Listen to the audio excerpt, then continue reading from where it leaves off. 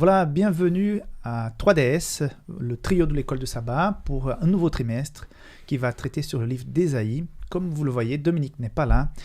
Je prendrai donc les rênes pendant les 4 premières émissions de ce nouveau trimestre parce que malheureusement Dominique est hospitalisé. Et aujourd'hui, je voudrais présenter mes invités, donc Alain Charpiot. Oui. Comment ça va? Bien, merci. Merci d'avoir accepté l'invitation. Tu Normal. es thérapeute sur Genève, tu travailles dans un cabinet qui s'appelle Horizon 9. Horizon 9. Un centre de thérapie chrétienne. Voilà, très bien. Merci d'avoir accepté donc l'invitation. Yolande, comment ça va? Très bien, merci. Tu es habituée de ce plateau? Oui, mais pas pour cette émission. Voilà, c'est une première pour cette Voilà. émission. Donc, vous avez accepté de nous accompagner pendant 2 leçons. Donc, vous serez aujourd'hui, vous allez revenir dans 15 jours. Nous allons donc traiter sur le livre d'Ésaïe, comme j'ai dit tout à l'heure, pour ce trimestre. Et nous espérons que nos partages, qui vont dépasser ce qui est déjà écrit sur le manuel, donc ce qui est déjà écrit, vous le savez déjà, on va essayer d'apporter d'autres regards, d'autres idées, d'autres pensées qui pourront vous nourrir pendant vos discussions à l'église, vos réflexions personnelles. C'est pour ça que 3DS est là. Donc, merci de votre compagnie. Avant de commencer, puisque Dominique n'est pas là, et nous pensons à lui, nous pensons à sa famille, je voudrais vous inviter, et que vous puissiez aussi le faire avec nous, que nous puissions prendre un temps d'intercession pour lui. Prions ensemble. Seigneur notre Dieu, nous voulons te remercier de cette occasion que tu nous accordes de pouvoir partager ta parole. En même temps, comme Dominique n'est pas là aujourd'hui à cause de sa hospitalisation, nous voudrons, Seigneur, que tu puisses le bénir aussi sa famille, et que pendant cette période de convalescence, tu puisses l'accompagner et tu puisses être présent, vraiment présent à côté de lui, qu'il puisse aussi sentir cette présence. Seigneur, merci beaucoup de ta parole et de la force qu'elle peut nous apporter. Accompagne-nous aujourd'hui au nom de Jésus. Amen. Alors, les amis, nous commençons donc un livre qui est passionnant de l'Ancien Testament, parce que, tout simplement, je pense que c'est l'évangile de l'Ancien Testament. Ésaïe, il est un prophète qui va, dans le verset 1, chapitre 1, verset 1, va le dire déjà, c'est un prophète qui va travailler, œuvrer en tant que prophète pendant 4 périodes différentes, sur 4 rois différents. Il a une tâche qui n'est pas simple. Il va devoir présenter les plans de Dieu pour un peuple qui n'a pas envie d'entendre. Et ça, c'est compliqué. Et à quelque part, il ne sera pas bien accueilli comme la plupart des prophètes. Et parfois, il aura l'impression qu'il parle à un mur. Mais voilà, c'est comme ça la vie. Alors, tout d'abord, ce nom Ésaïe, il y a quelque chose qui m'a touché par rapport à son nom. La racine du nom Ésaïe est la même que le nom de Josué, Osée et Jésus. Donc, à quelque part, le fait qu'il soit évangéliste de l'Ancien Testament et la racine de ce nom vont de pair. La période de son ministère, je viens de dire, il va travailler pendant ces 4 rois au royaume de Juda, donc surtout à Jérusalem. Et apparemment, il est quelqu'un qui peut côtoyer la royauté. Donc apparemment, c'était quelqu'un qui était aussi d'un haut niveau et qui aura cette difficile tâche d'avertir le peuple que les choses vont se compliquer pour que le peuple puisse revenir à Dieu. Donc voilà, c'est quelqu'un d'intéressant, c'est un ministère difficile mais passionnant. Alors, avant de parler plus sur le chapitre 1 qui nous intéresse aujourd'hui, je voudrais qu'on puisse passer un moment pour parler en général d'Ésaïe. Quelle est votre vision d'Ésaïe? Quels sont les versets que vous aimez le plus? Parce que le livre d'Ésaïe, il y a des pépites là-dedans. Alain? Alors moi, ce que je trouve génial dans Ésaïe, c'est qu'on voit ce côté où Dieu il est là pour son peuple toujours. Comme dans tout l'Ancien Testament, on voit que le peuple il tombe, mais Dieu il est là. Même si il est fâché, souvent contre son peuple, il a même des fois de la colère. Il y avait peut-être de quoi. Ouais, et puis c'est de la colère pas triste, suivant les textes que l'on peut lire. Et c'est vrai que dans Ésaïe, on voit combien est-ce que Dieu est là pour son peuple, même que le peuple ne fait pas du tout ce que Dieu veut. Et c'est ce que j'aime. Et puis effectivement, quand tu dis que c'est un évangile, puis ça annonce pour nous la venue de Jésus-Christ, quoi. Et c'est vrai que c'est le but final. Et c'est grandiose, quoi. Ouais. Yolande, quelle est l'impression que tu as de livre d'Ésaïe? Alors moi, c'est très spécial parce que je l'ai lu il n'y a pas très longtemps, en entier. J'ai été très décontenancée. Les premiers chapitres, c'est des malédictions en n'en plus finir. On a l'impression que c'est un Dieu violent, un Dieu qui pense qu'à punir et tout. Et après, je trouve qu'il y a des magnifiques annonces de la messianité. Et ça, je trouve magnifique. Et je suis tombée en amour, comme diraient les Canadiens, sur Ésaïe 54. Je trouve que c'est un chapitre absolument magnifique qui parle de la promesse et puis de l'amour que Dieu a pour les êtres humains et qui effectivement aurait toute sa place dans les évangiles, la même chose. Donc voilà, je trouve qu'il y a eu beaucoup le chaud et le froid dans ce livre d'Ésaïe, des choses que je dois reconnaître, je n'ai pas très bien compris dans toutes ces malédictions, surtout au début, là, tous les premiers chapitres. Mais plus on avance, plus il y a des beaux chapitres. Et puis ce chapitre 54 qui suit le 53, c'est peut-être pas par hasard non plus. Voilà. Il y a eu des belles choses, surtout quand plus on avançait dans la lecture. On aurait la tendance de dire le chapitre 53, mais toi, c'est le 54. Ah, moi, c'est le 54. Ouais, très bien. Je ne sais pas si vous avez un verset qui vous touche davantage par rapport à Ésaïe, mais moi, j'aime beaucoup le 55-9 qui dit ceci: « Le ciel est bien plus haut que la terre. De même, mes voix sont bien plus au-dessus de vos voix, mes pensées bien au-dessus de vos pensées. » Donc on voit que les projets, les plans de Dieu pour l'humanité, pour moi, ils sont peut-être beaucoup plus grands que ce que je peux imaginer. D'ailleurs, quand vous pouvez aussi faire ça par rapport à vous, je pense que vous allez arriver à la même conclusion. Quand j'étais plus jeune, je voyais des choses pour mon avenir, mais elles étaient très limitées. Et j'aurais jamais pu imaginer que Dieu allait m'amener à vivre les choses que je vis actuellement. Et je vois vraiment que quand on se met entre les mains de Dieu, il peut faire des choses incroyables. Est-ce que tu as déjà rencontré des gens qui ont pu découvrir ça, que Dieu a des choses bien plus grandes? Oh oui, rien que dans ma vie. C'est vrai que moi, depuis tout petit, je voulais servir Dieu. Et puis là où je suis aujourd'hui, j'aurais jamais imaginé. Bien même quand j'ai fait mes études de théologie, mon pasteur, il nous avait passé une personne à accompagner, que c'était difficile. Et puis, j'ai été catastrophique. Donc, je me suis dit, relation d'aide, mais jamais de la vie. Tu ne vais jamais faire ça. Ben non. Puis voilà, aujourd'hui, c'est ce que je fais. Yolande? Non, je n'ai pas de choses particulières par rapport à ça, mais c'est vrai que Dieu a des chemins pour nous et puis on ne les connaît pas. Il vaut peut-être mieux ne pas les connaître à l'avance. Et je reste persuadée que si on reste en lien avec Dieu, eh bien, Dieu peut nous utiliser de 1001 manières. Et je pense qu'il l'a déjà fait dans ma vie aussi plein de fois. Très bien. Alors, nous allons nous attarder sur le chapitre 1 qui a, comme tu dis, il y a des messages assez durs. Il est question de vraiment un appel à la consécration, un changement de cap par rapport à ces fausses adorations, cette relation avec des faux dieux, et puis l'infidélité du peuple en général. Et la situation, elle n'est pas vraiment flatteuse, parce que déjà, au verset 10, « Écoutez la parole de l'Éternel, chef des Sodomes. Prête l'oreille à la loi de notre Dieu, peuple de Gomorrhe. » Donc, il ne va pas par quatre chemins. Donc, il va les comparer à des exemples déjà pour l'époque, des gens qui étaient vraiment pas vraiment du tout recommandables. Donc, pourquoi ces paroles aussi dures? On va voir aussi plus tard, déjà par rapport au service de culte, verset 11, « Que m'importe la quantité de vos sacrifices, dit l'Éternel. Je suis rassasié des holocaustes de béliers et de graisse de veaux. Je ne prends aucun plaisir au sang des taureaux, des brebis et des boucs. » Et pourtant, c'est Dieu qui avait instauré tout ça. Quand vous venez, verset 12, « Quand vous venez vous présenter devant moi, qui vous demande de piétiner ainsi mes parvis?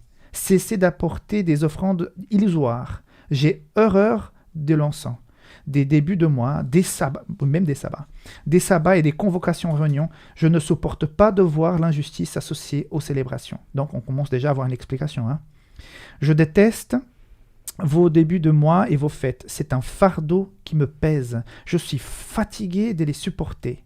Quand vous tendez les mains vers moi, je détourne mes yeux de vous. Même quand vous multipliez vos prières, je n'écoute pas. Vos mains sont pleines de sang. pourquoi Dieu va être aussi dur avec ce peuple? Pourquoi il va dire des paroles aussi véhémentes? Mais parce que le peuple s'est complètement détourné, où il fait... mais moi, ça me fait vraiment penser aux pharisiens du Nouveau Testament, déjà dans Matthieu. Ça me fait aussi penser dans Matthieu 7, où Jésus il dit, mais vous viendrez, puis vous me direz que vous avez chassé des démons mon nom, vous avez guéri des malades, etc., mais je ne vous connais pas. En t'entendant dire ça, ça m'a fait penser à ça. Et je me dis, mais... En même temps, moi j'ai mot verset 10, vous les dirigeants corrompus. Wow. Moi en disant ça, je me dis, c'est exactement ce qu'on vit aujourd'hui. Parce que, voilà, et même moi et puis peut-être nous tous, on a à se poser la question, quelle est notre sincérité quand on va à l'église? Pourquoi j'y vais? Est-ce que c'est formel ou est-ce que c'est parce que c'est quelque chose qui vit à l'intérieur de moi? Et je pense que là, pour moi, ce que Dieu il veut, c'est une relation sincère, profonde, une rencontre. Et enfin, on aura peut-être l'occasion d'y revenir sur Jésus qui vient nous rencontrer. Oui, certainement. Moi, ce que j'aimerais dire, c'est que je trouve que ce texte, il ne faut pas oublier que c'est dans une culture. C'est vrai que dire des paroles comme ça aujourd'hui, ça passe plus. Je veux dire, on va passer pour un dictateur ou comme ça. Mais Dieu, il parle à un peuple qui a habitude, c'est noir ou blanc, c'est pas gris, c'est pas... On n'y va pas par 4 chemins. Dieu est comme ça, il n'y a pas un chemin au milieu. Hein. Oui, donc là, sauf que là, c'est cru, quoi. Oui, c'est assez cru. Mais effectivement, comme le disait Alain, je crois qu'il faut regarder, en dehors de la forme, il faut regarder le fond. Et que Dieu veut pas d'informalisme. Et là, c'est vrai que on se sent un peu interpellé. Le Covid, mine de rien, nous a aussi obligés à nous reposer des questions. Pourquoi je fais ça? Pourquoi je vais à l'église? Pourquoi je fais telle chose à tel moment? Et je trouve bien de se poser des questions et pas de se mettre dans des routines, parce que la routine tue tout. Et quand Dieu avait donné tous ces holocaustes qu'il devait faire et tout, il y avait du sens derrière. Mais c'est vrai qu'après les années, pour nous, c'est pareil. Quand on fait la même chose pendant quel sens, 20 ans, on perd le sens. Et on peut même se poser la question, alors que Noël, les fêtes sont bientôt là, on peut se poser les mêmes questions. Est-ce que je fais Noël parce que c'est tradition? Est-ce que j'ai envie de lui donner une nouvelle couleur? Est-ce que j'ai envie de donner du sens à ce que je fais? Et voilà, la routine fait perdre le sens. Et je pense que c'est ce que vivait un peu le peuple d'Israël. Tout à fait. Moi, je pense qu'on aurait pu entendre Jésus dire ces mêmes choses, mais peut-être d'une façon différente. Parce que je fais un parallèle avec Matthieu 5, versets 23-24, qui dit « Si donc tu présentes ton offrande vers l'autel, et là tu te souviens que ton frère a quelque chose contre toi, laisse ton offrande devant l'autel et va d'abord te réconcilier avec ton frère, puis viens présenter ton offrande. » Donc, on voit là que Jésus souhaite que nous puissions, quand on rentre dans ses parvis, quand on va à l'église, quand on prend un moment, même dans le culte à la maison, qu'on puisse vivre ça de façon pleine, qu'on puisse vivre ça à cœur ouvert, quoi, et non seulement par... Je pense que les rites sont importants. Vous savez, on fait une cérémonie normalement une fois par trimestre dans les églises, il y a une cérémonie de Sainte Seine. Hein? Je trouve qu'elles sont importantes, mais est-ce que vous êtes pas déjà pris une fois en train de dire mais voilà, c'est quand même un peu gênant, hein. Au départ, quand j'ai vécu ma conversion, quand quelqu'un m'a invité pour faire le lavement des pieds, j'ai dit j'étais gêné, mais quand j'ai vécu ça je suis rentré à la maison, j'étais waouh, cette cérémonie m'a énormément touché. Mais après tu vis ça des années durant, tu sens moins peut-être, et donc il faut toujours se préparer pour vivre ce temps d'adoration, de relation avec Dieu pour que ça soit réel. Alors, c'est marrant parce que moi, je viens de l'église réformée où la Sainte Seine est faite beaucoup plus souvent. Et moi, ça me manque. C'est vrai? Ah ouais, et je trouve que... T'es un gars ritualiste. J'en sais rien. Peut-être. Je sais rien. Non, c'est une blague. Mais non, même pas. Mais les rites sont importants.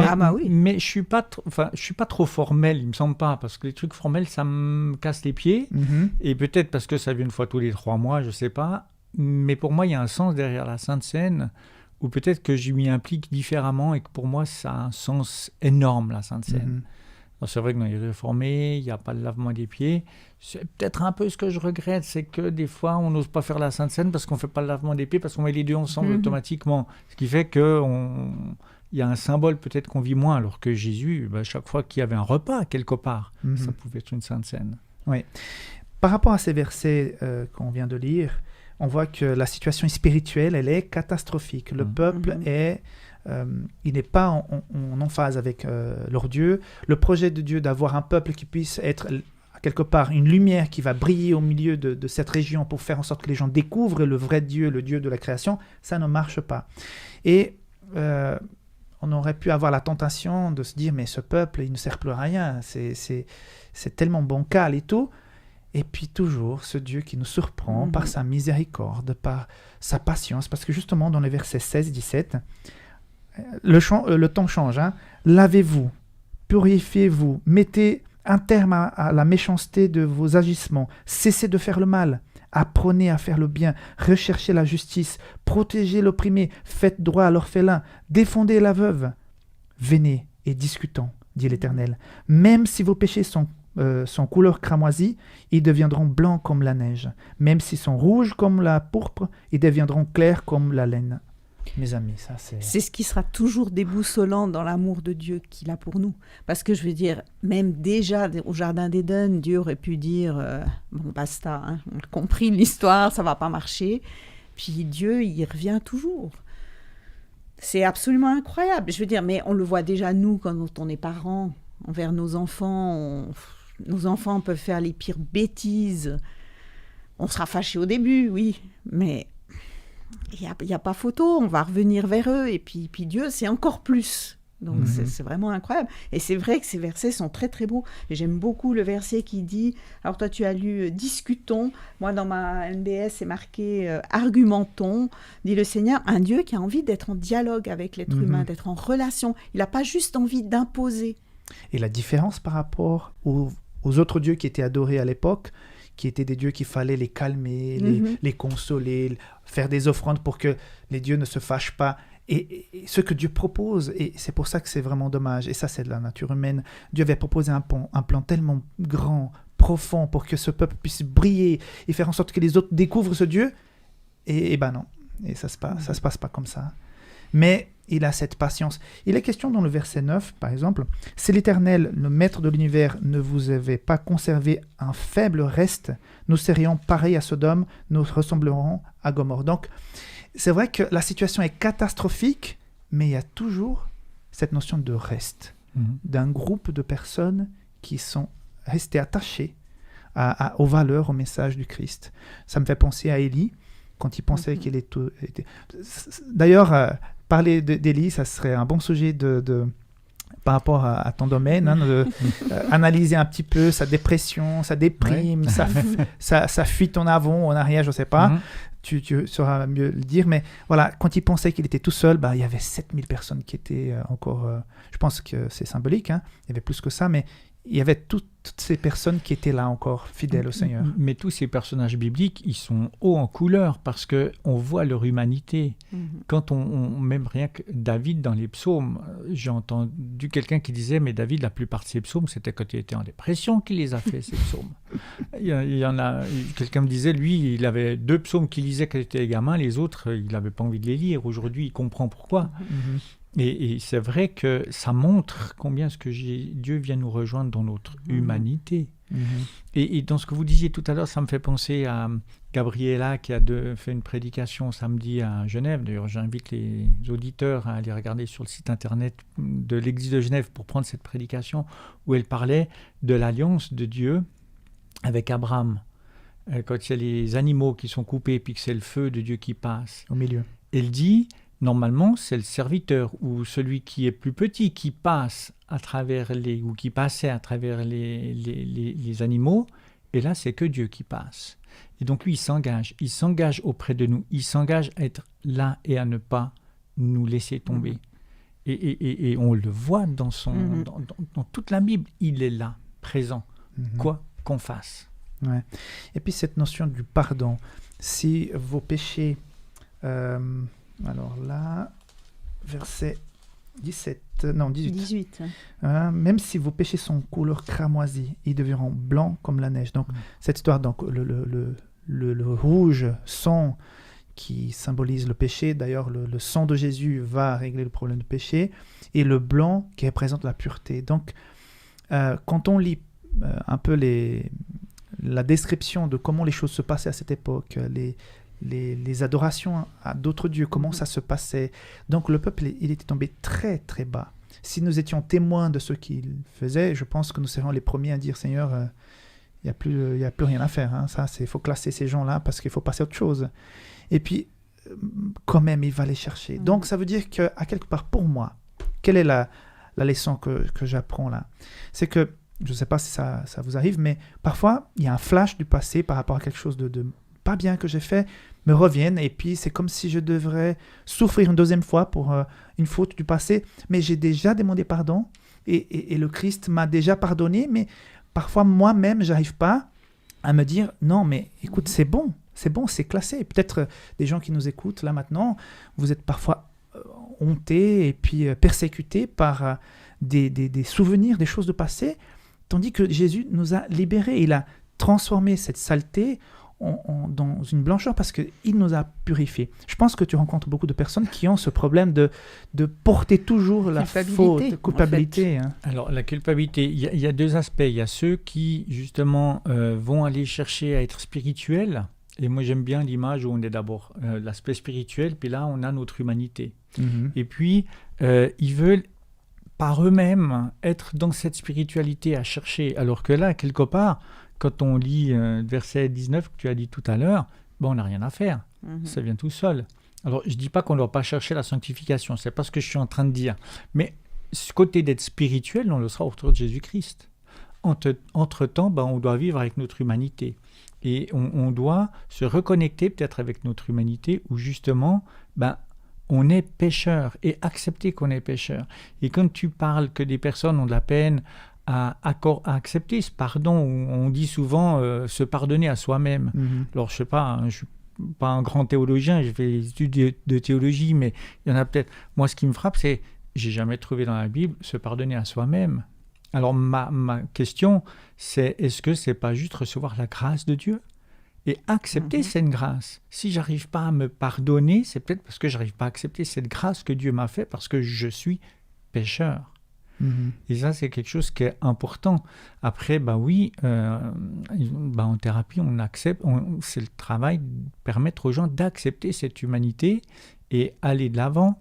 S'il y a des choses que j'ai faites qui n'étaient pas bien, ça peut être lié à des blessures, à des choses que j'ai vécues, qui ont été difficiles. Et à ce moment-là, on y travaille pour permettre même de faire des rites de passage, pour pouvoir déposer ça, pour pouvoir avancer, puis plus que je sois tiré par ces choses qui viennent comme un cancer intérieur. Moi, je travaille beaucoup avec les émotions. Toutes ces émotions qu'on n'a jamais pu exprimer, c'est des choses qui sont là, qui nous empêchent d'avancer. Je donne souvent l'image du bateau, un voilier, qu'on a encombré toutes ces émotions, qui fait que le bateau est tellement lourd, il ne peut plus naviguer. Donc, on a besoin de s'en occuper pour le désencombrer. Vivre ces émotions qui nous empêchent d'avancer. Il y a un mot là qui m'a interpellé. Donc, tu dois travailler pour que les personnes puissent comprendre qu'elles sont dans leur humanité. Oui. Et que dans l'humanité, il y a l'erreur, ça fait partie de la vie et qu'il faut tourner la page et avancer. Tout à fait. Et cette grâce, je pense que Dieu l'applique aussi à chacun d'entre nous aujourd'hui. Et heureusement qu'on a cette offre de tourner la page. Et pour ceux qui sont chrétiens, je n'arrive pas à me projeter si je n'étais pas dans la foi. Mais je pense que ça, pour certains, ne pas avoir cette confiance qu'il y a un Dieu qui te pardonne, qui renouvelle ta vie, ça doit être encore plus compliqué, plus difficile. Hein, je ne sais pas. J'arrive pas à m'imaginer autrement. Donc, non, moi non plus. Mais je trouve que c'est quand même quelque chose de difficile parce que cette culpabilité pour des choses qui sont plus ou moins mineures, voilà.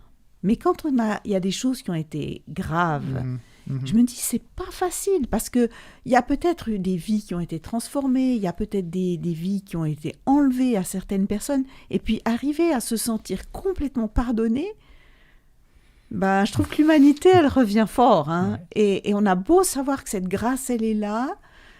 Ben voilà, je trouve que c'est pas facile. Et d'ailleurs, j'avais jamais fait tellement attention, mais au verset 18, quand vos péchés seraient comme l'écarlate, donc l'écarlate c'est le rouge, ça peut faire passer au sang, et ça revient quand il serait rouge comme le cramoisi.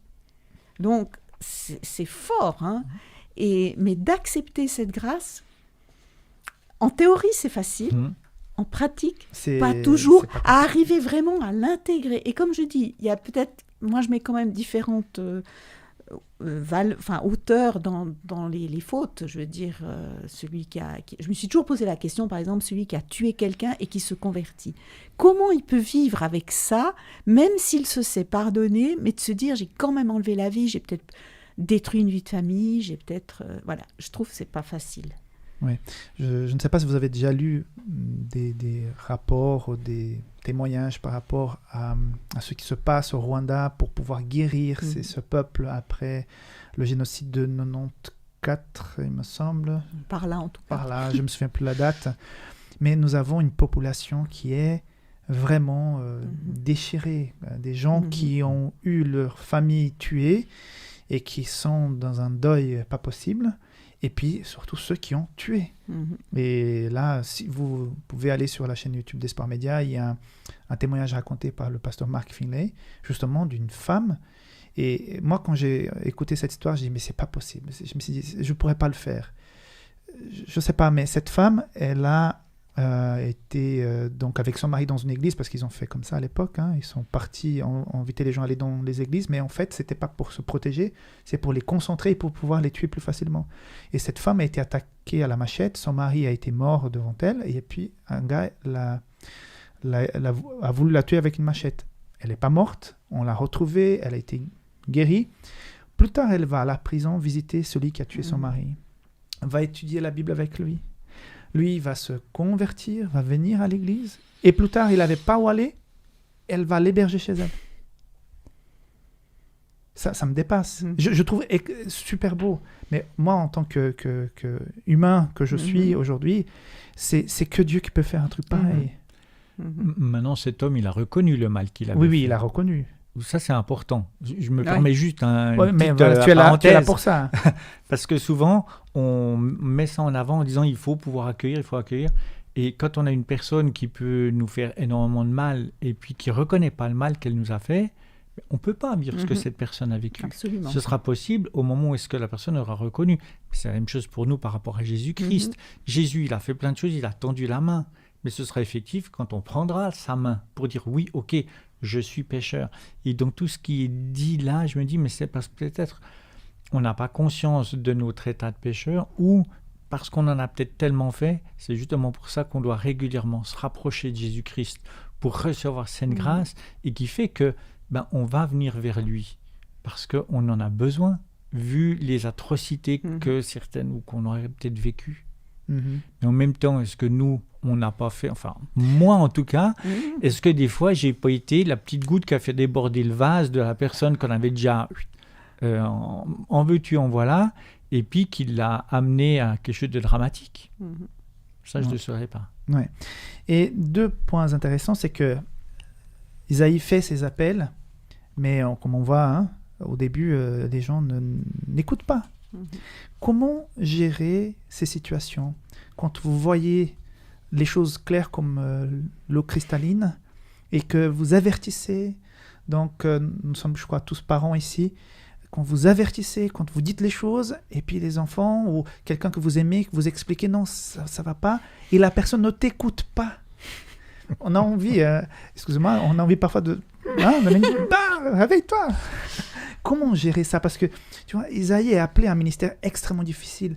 C'est Dieu qui lui parle, il a ce message, et puis il explique les choses d'une façon, pour moi, pour l'époque, tellement claire et crue, mais les gens ne l'écoutent pas. Comment réagir? Tu me demandes quel défi? Ton avis, hein? Alors, j'ai peut-être deux niveaux de réponse. D'abord, le fait que... Alors, si je me place, moi, en tant qu'humain, je peux me dire que c'est mon avis et que c'est pas l'avis de tout le monde. Ça, c'est un point de vue humain et je crois qu'on est dans l'obligation de respecter la vie des autres et que souvent, on ne sait pas ce qu'il y a dessous. Comme tu disais tout à l'heure, certaines personnes vont peut-être réagir de telle manière, mais parce qu'il y a des blessures derrière, parce qu'il y a une histoire derrière et que quand on connaît l'histoire, on va changer aussi notre manière de voir. Ça, c'est le niveau humain. D'accord. L'autre niveau ? Le niveau de Dieu, c'est vrai que c'est plus compliqué parce que à quelque part, on n'est pas des gens dociles. On a envie de faire comme nous, on pense que c'est bien. Et on sait que Dieu sait mieux que nous, mais on reste profondément humain. Et c'est vrai que je pense que là, c'est effectivement un lien avec le Christ qui peut nous transformer. Mais de donner l'humilité de d'accepter baisser la tête. Et puis de se dire, ben non, c'est pas moi. J'aime beaucoup l'idée de me dire que j'ai un Dieu créateur qui est en dessus de moi, qui m'a créé avec un amour incroyable et que lui sait. Mais il faut du coup accepter d'être créature. Et voilà, c'est pas simple. En discutant avec vous, je me souviens de mon processus de conversion et surtout quand j'ai lu le livre Patriarches et prophètes qui raconte l'histoire du peuple. À un moment donné, je me suis révolté, j'ai fermé le livre, je ne lis plus parce que j'étais outré avec à répétition le peuple de Dieu qui s'éloigne de lui. J'ai dit non mais c'est pas possible, Dieu ne peut pas être aussi bon. Et peut-être quand tu vois ta propre vie plus tard, tu dis heureusement que Dieu est comme ça parce que j'ai eu aussi besoin de cette grâce. Mais il a une patience énorme. Et dans la question que tu posais tout à l'heure, moi je me suis souvent dit, mais Dieu nous laisse beaucoup plus libres que ce que moi ou nous, êtres humains, on laisse l'autre libre. Et quand tu dis, mais déjà par rapport à nos enfants, moi j'ai dû faire un travail pour lâcher prise par rapport à mes enfants. Alors j'ai travaillé à la Croix-Bleue. Pour moi, l'alcool, non, on ne boit pas d'alcool par rapport à tout ce que ça peut amener comme difficulté. Et puis... alors c'est vrai que mes enfants, ils en sentaient ce côté-là, puis pour eux, la première chose que je m'imaginais, c'est qu'ils allaient boire une bière lors de leur 16 ans, puis c'était 16 ans. Et puis j'ai dit à Yannis, le samedi après ces 16 ans, alors elle était bonne cette bière. Puis il m'a dit, quelle bière ? T'as pas bu une bière, Marnie ? Non, parce que t'avais complètement changé d'attitude. Parce que j'avais fait un travail pour les laisser libres. Et ça, alors bon, en même temps, moi je suis comme ça. Si on me laisse pas libre, je vais justement faire exprès de faire ce que l'autre veut pas que je fasse. Mais j'ai travaillé pour lâcher prise. Et quand mon fils Ludovic, à 6 ans, il voulait faire du motocross, et puis grâce à son arrière-grand-père, il a pu en faire, je peux dire que là, il fallait lâcher prise, parce que lui, il voulait faire comme les grands. Voilà, donc on apprend, et en même temps, c'est aussi tout le travail qui se fait à Horizon 9, notamment quand on parle de la codépendance, de lâcher prise, parce qu'on ne peut pas changer l'autre. Et je crois que Dieu, il l'a compris. Il ne peut pas, lui, il peut nous changer, mais il ne va pas le faire comme ça. Il nous met des jalons. Et on voit dans la Bible, c'est plein de jalons, plein de choses. Et est-ce qu'on est toujours attentif ? Moi, je sais que des fois, je ne suis pas du tout attentif. Et puis, mais en même temps, oui, on a les conséquences. Et je crois que la Bible nous montre, alors c'est vrai que dans l'Ancien Testament, on a ce côté cause à effet, que je trouve que dans le Nouveau Testament, il n'y a plus, puisque Jésus est venu. Ce n'est pas parce que je fais mal qu'il m'arrive quelque chose de mal ou que Dieu veut qu'il y ait... Par contre, non, j'ai des conséquences parce que je m'éloigne de Dieu. Ce n'est pas Dieu qui veut me punir. Et c'est peut-être... moi, c'est comme ça. Je me retire de la bénédiction de Dieu. Je me retire de la bénédiction et qu'à ce moment-là, il y a la couverture qui n'est plus là. Bien que, parce que là aussi, dans le milieu dans lequel je travaille, des fois on dira, oui, mais c'est Satan après qui vient puis qui habite en nous. Alors attention, moi, Jésus, il est là, Satan, il nous couvre. parfois, il est bon de... Voilà, Jésus, il nous couvre. Quand même, par rapport à l'adversaire, on est quand même ses enfants. Donc voilà, mais c'est vrai que des fois, on fait des choses puis on a les conséquences de ce qu'on aura fait. Ce qui est tout à fait normal. Ce qui est normal. Et justement, une question là qui me vient à l'esprit par rapport aux versets 19 et 20. Si vous voulez bien écouter, vous mangerez les meilleurs produits du pays. Mais si vous refusez de vous montrer rebelle, si vous refusez et vous montrez rebelle, vous serez dévorés par l'épée. Oui, c'est l'Éternel qui l'affirme. Là, qu'est-ce que Dieu est en train de faire là ? Pourquoi il s'adresse de façon si violente comme ça, parce que ça, si j'utilise ça avec mes enfants, je pense que ça va pas très bien passer. Non. Et pourquoi Dieu va faire ça avec son peuple? Et la difficulté d'Isaïe d'apporter ce genre de message. Hein. Donc, pourquoi aussi catégorique ici? Qu'est-ce que tu en penses, Alain? Alors bon, il faut toujours le remettre dans le contexte de l'Ancien Testament, bien effectivement. sûr, hein. Mais pour moi, on voit quand même dans l'Ancien Testament, il y a beaucoup le fait que ce soit éducatif. Et à l'époque, ça se passait peut-être comme ça. Aujourd'hui, moi, je le mettrais plutôt, justement, c'est des conséquences. Et au niveau éducatif, si on dit, tu fais mal, tu es puni, est-ce que ça va porter ses fruits? Alors par contre, on doit mettre des limites. Et les limites sont importantes. On sait notamment que par rapport aux ados, les limites sont importantes et il faut faire exprès de dépasser les limites pour voir si on les aime. Et s'il n'y a pas de conséquences, ils vont croire qu'on ne les aime pas. Par contre, alors, de manière éducative, c'est important de pouvoir dire, OK, il y a telle limite, mais si la limite, elle est dépassée, c'est quoi la conséquence? Et on travaille ça avec l'autre personne pour dire, OK, c'est quoi la conséquence? Ce n'est pas nous qui allons la mettre tout seul. Mais souvent, on met une limite, mais on ne met pas de conséquence.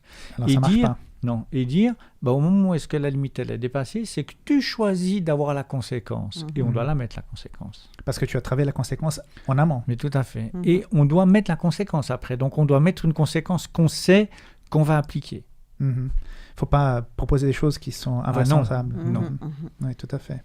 Là, c'est un langage d'un Dieu qui parle à son peuple, qui est dans une situation spirituelle terrible, et il va utiliser son langage.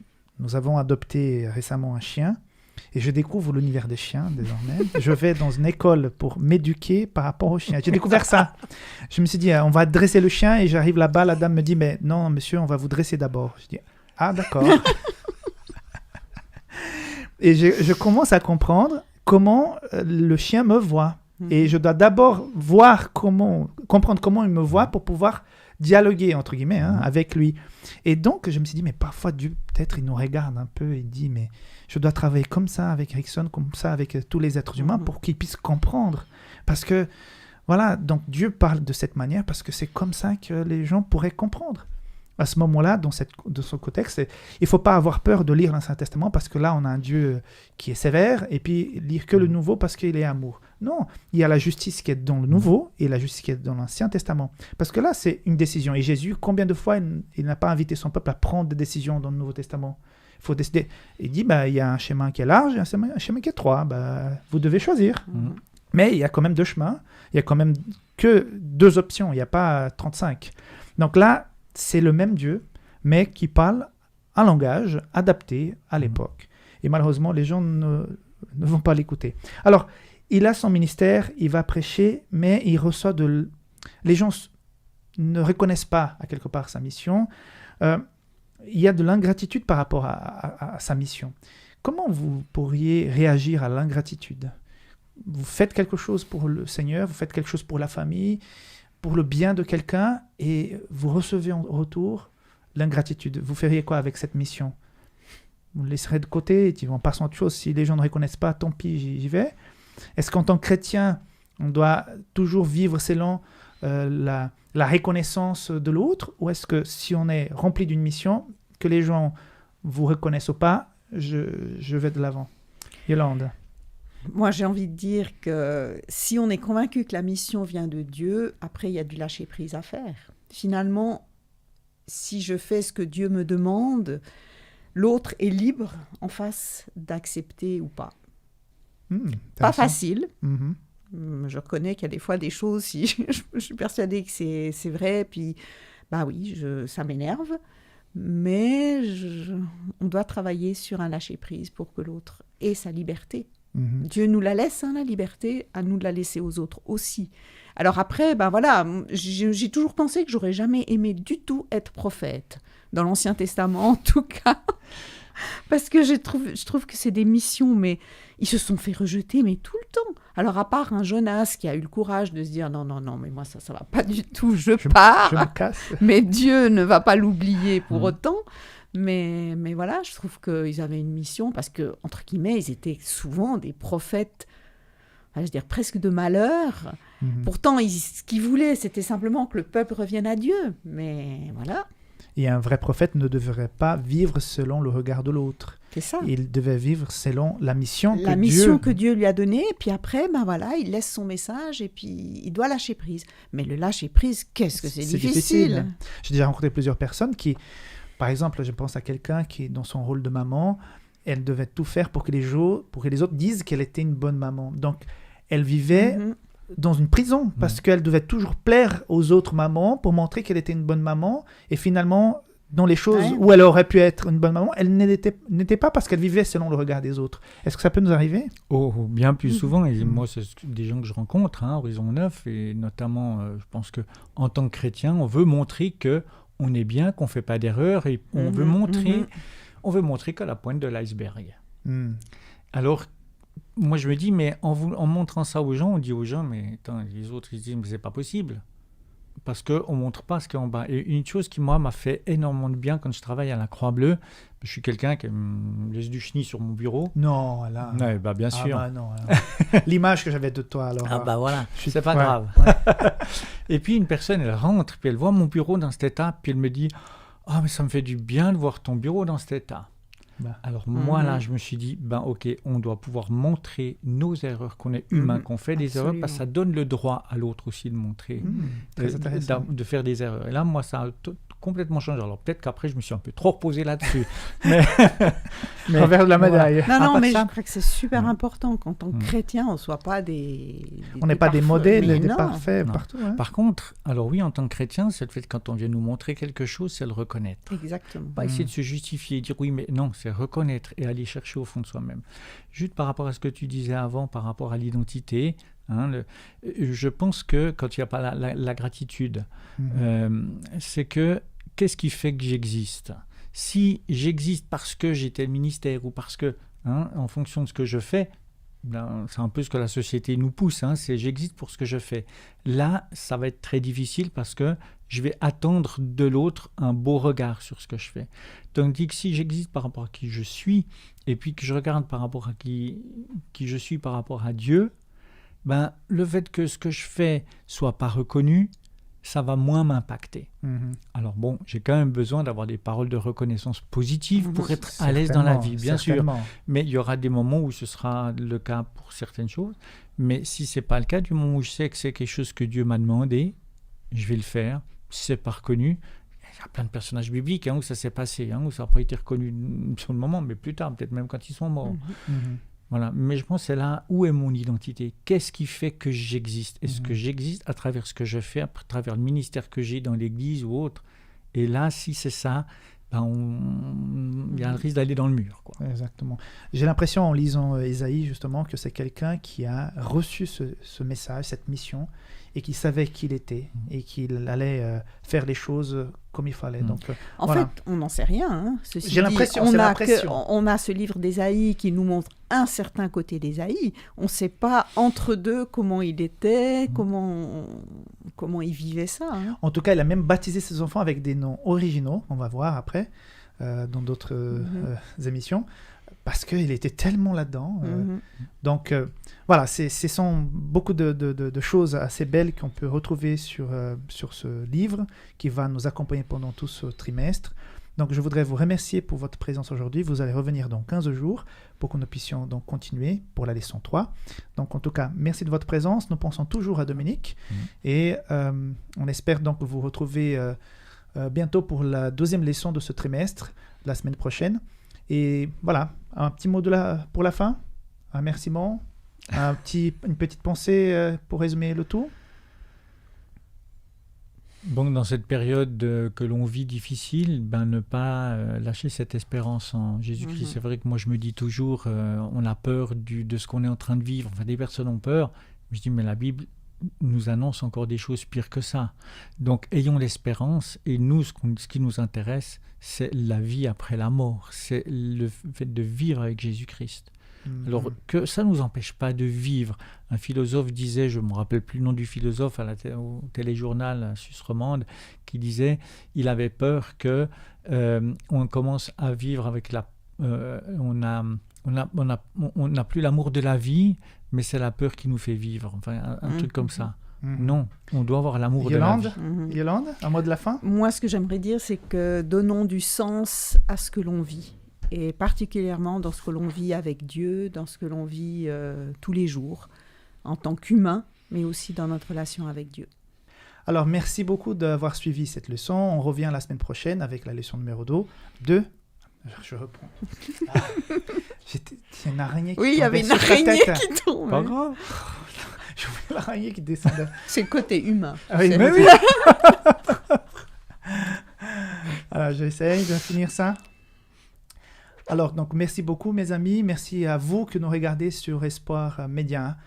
On se donne rendez-vous la semaine prochaine pour encore une leçon 3DS. Bye bye.